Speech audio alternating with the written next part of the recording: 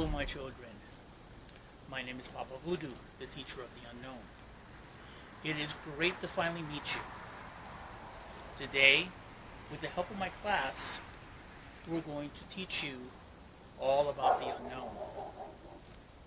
There goes some of my pets. So today, Biggie, one of my students, will be taking you through the creature called the Batsquatch. Biggie, would you please?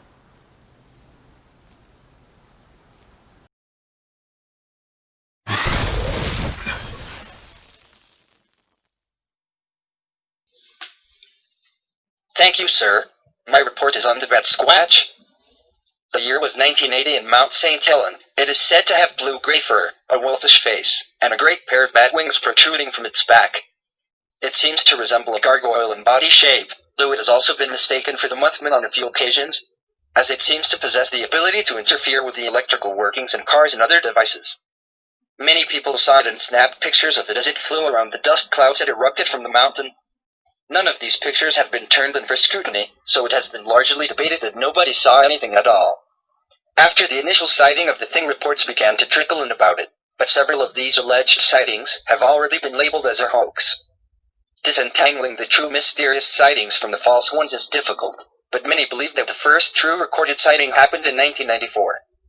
A high school senior by the name of Brian Campfield was on his way home to the isolated settlement of Camplin, which is located in the foothills of Mount Rainier. He reported that his engine just cut out in his truck, leaving him stranded in the middle of a dark road with forest to his left and open field to his right. He sat there for a second, just staring out onto the road, which his headlights still illuminated, when something descended from up above. It had bird-like talons on its feet, blue-tinted fur, tufted ears, and glowing yellow eyes. It landed about 30 feet in front of him, and Brian stated that it was at least 9 feet tall. The creature looked at him with piercing eyes. The teenager described the feeling as being out of place, but said that he did not at any point feel very threatened by the creature. As quickly as it appeared, the animal left, spreading its wings and rising into the air, the force of its wing beats rocking Brian's truck. Calling it the Batsquatch links him to the Sasquatch, but in truth it would seem that both creatures are entirely different beings. The only ape-like qualities the Batsquatch possesses are lack of a tail and a muscular upper body with arms that may somewhat resemble those of an ape. It is not, however, accompanied by the classic Sasquatch stench, nor does it seem concerned with warning people off its land. Whether they are related beings is still up for discussion. Either way, a flying Sasquatch is definitely something amusing to picture. Biggie, great job. Oscar, you wanted to say something?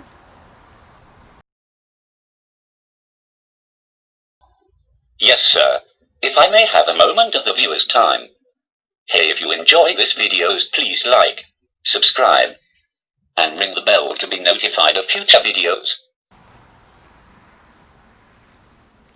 Wow, thanks, Oscar. I really appreciate that. You're welcome. Next will be Lizzie with the Thunderbirds of Pennsylvania. Lizzie?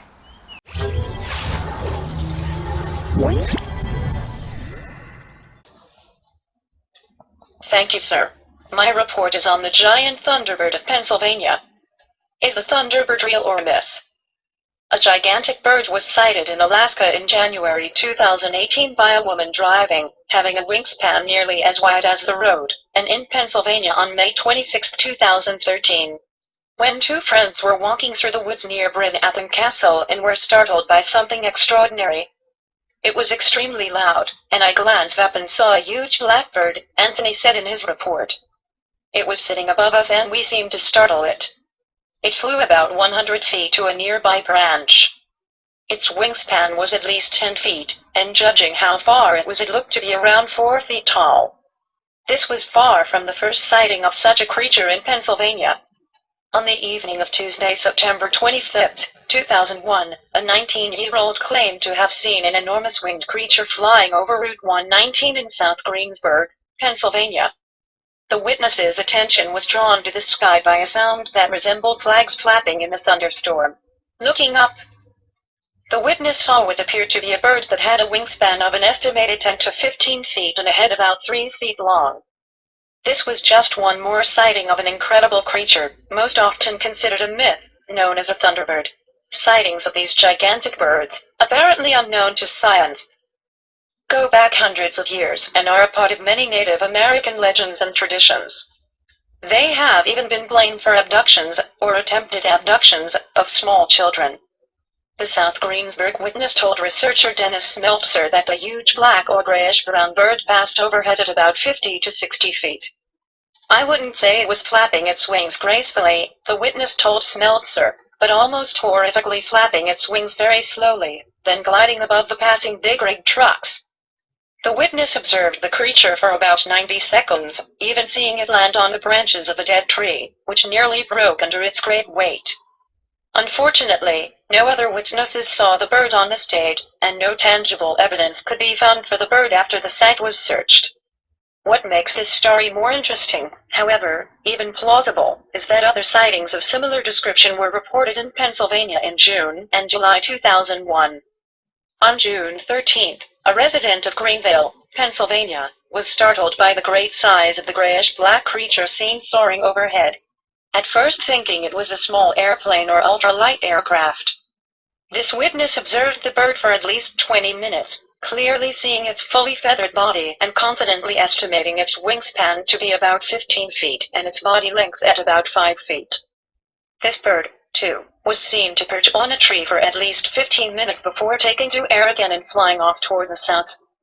A neighbor of this witness claimed to have seen the creature the next day, describing it as the biggest bird I ever saw. Less than a month later, on July 6th, a witness in Erie County, Pennsylvania, reported a very similar sighting, according to an item in 40 Times magazine. Again, the creature's wingspan was estimated to be 15 to 17 feet and was described as dark gray with little or no neck and a circle of black under its head.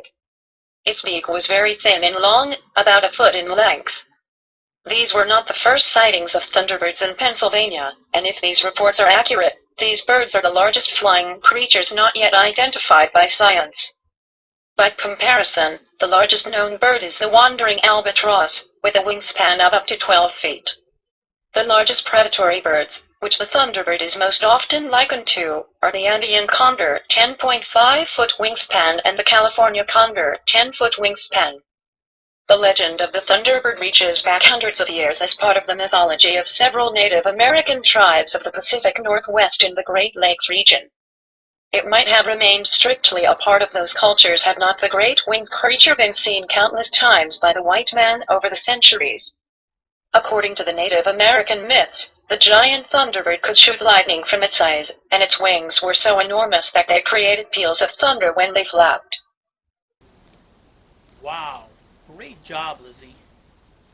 Now, last but not least, is my student Meg. Meg is going to be doing her report on the legendary Mothman.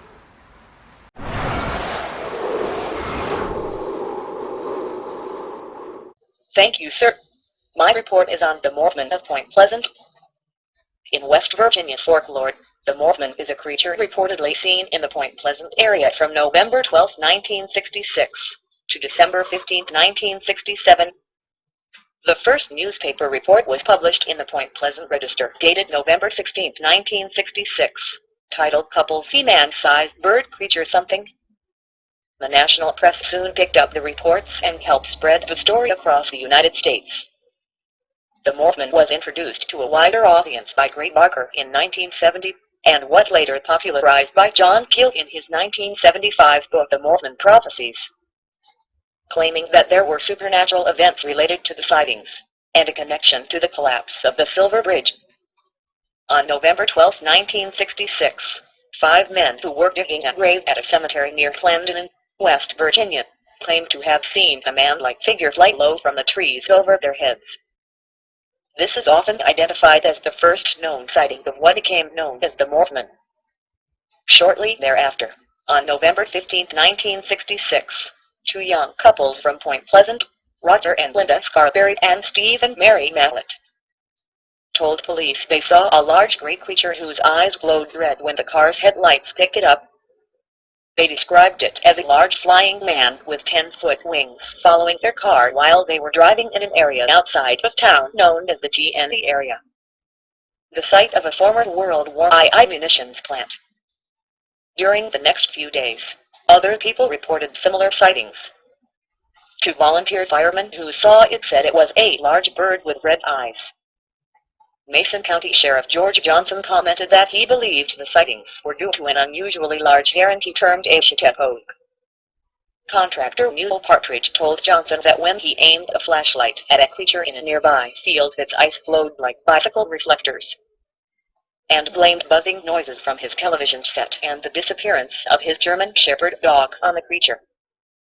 Wildlife biologist Dr. Robert L. Smith at West Virginia University told reporters that descriptions and sightings all fit the sandhill crane, the large American crane almost as high as a man with a 7-foot wingspan featuring circles of reddish coloring around the eyes, and that the bird may have wandered out of its migration route.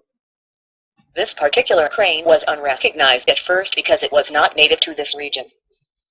After the December 15, 1967 collapse of the Silver Bridge and the death of 46 people, the incident gave rise to the legend and connected the Mothman sightings to the bridge collapse. The question on people's minds: is he a demon or angel, monster or messenger? Hopefully one day, we will find out. Great job, Meg. Well, it's that time again. I hope you enjoyed our videos. And if you did, please like, subscribe, and ring the bell to be notified of future videos. And remember, in life, learn as much as you can. And also remember, you have the knowledge. What you do with it is all up to you. My class and Oscar want to thank you. And I want you to have a great night.